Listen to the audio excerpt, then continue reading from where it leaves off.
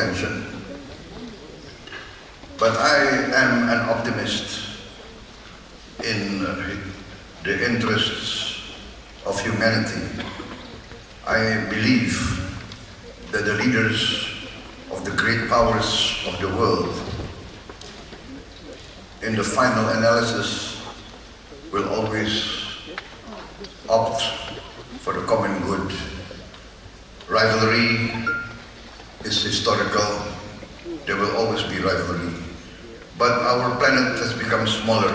The tremendous breakthroughs in technology demands that leaders be more wise, be more patient, be more accommodating, because the power of technology can bring significant progress to human life. But the power of technology can also destroy human life.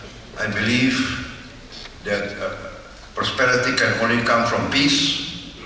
Peace comes from understanding. Understanding comes from engagement and negotiation.